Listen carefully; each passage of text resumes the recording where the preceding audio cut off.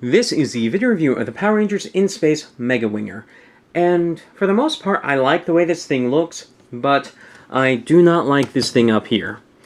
Because everything that's important to the being of this thing as a vehicle mode is down here. It's got the wheels, it's got the nose, it's got the wings, it's got the tail. And this up here, I suppose can be part of it, but it makes it too tall for how wide or long it is. And it's very distracting because the interesting details are down here, not up here, but this thing always draws the eyes up there. So I don't quite like this. There's nothing really redeeming about it either by itself. It's just a block of white plastic. It has some nice detailing on it, but it's not interesting the same way that is. Now the jet mode itself is quite nice, although it is a bit thick. I like how it keeps the same Power Rangers in space motif that a lot of the other Zords and Megazords do. How it's just sort of like a small grill here where it's not quite a point and it's not quite a nub, but it's an interesting look. I like how this look was kept all through Megaranger. And I'm not quite a fan of how thick this is, but it does give me kind of a Skylinks feeling, how it's a space shuttle combined with some kind of Land Rover or heavy land vehicle. So it's its own look, and I can see this thing flying in space, not necessarily in an Earth atmosphere. It isn't quite aerodynamic, but when there isn't an atmosphere, I can see something like this working. But that does make me question why it has a tail here. Now, it does make sense why it would have some stuff on the side, some wings, some tails, something. Because if it ever does have to go into an atmosphere, then it does need to have something to help keep it stable, to help... it does need some control surfaces and stabilization, but... it's okay. If they found a way to make it a bit thinner, it would work a bit better for me, but I'm okay with this. Now, the transformation for this thing is absurdly simple. And in fact, the transformation of this thing is kind of the gimmick. Well, it is the gimmick. There are two buttons back here, one right here and one right here. We'll be pressing the lower button first, and that will make him kick his leg. Let's try that again. It'll deploy the legs, and then we'll press the other button up here, which will deploy the arms. Kinda.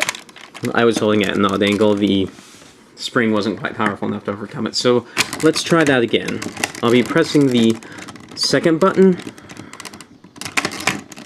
and there we go. But we still have to flip out the arms, so there's not much point to how the arms flip out because you still have to flip them out, which means you're going to be moving them around. It's kind of silly how it ends up working. So flip this out, flip out the hand.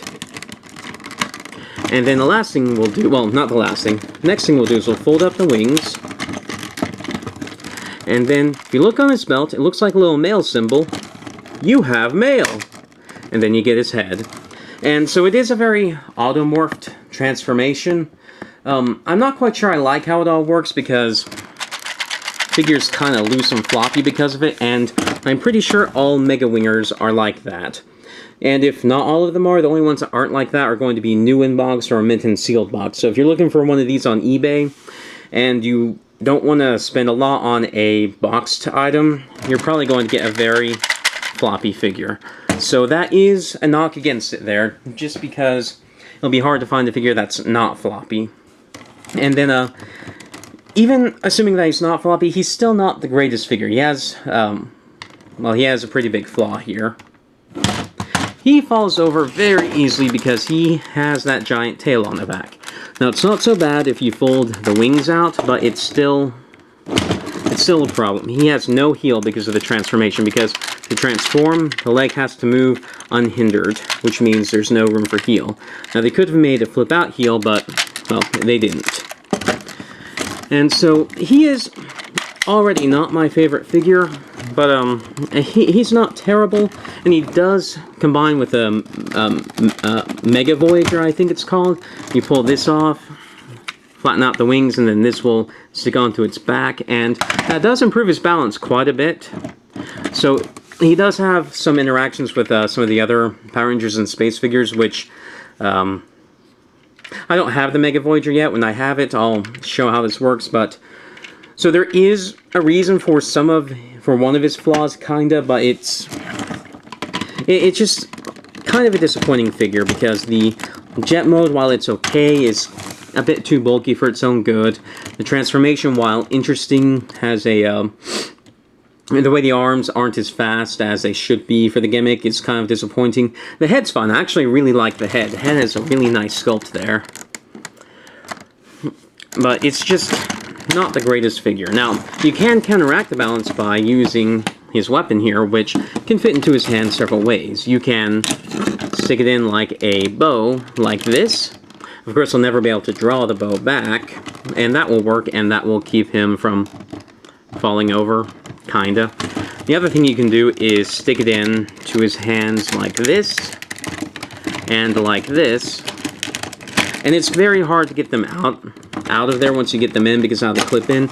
And like this, it's basically the same balance, but except not all to one side, because he kind of would go back like that when you have this in, just because more weight's on this side, or on this side if you have it on this hand versus this hand. But straight like this is how he has the best balance. And if you do remove this, he does finally have some...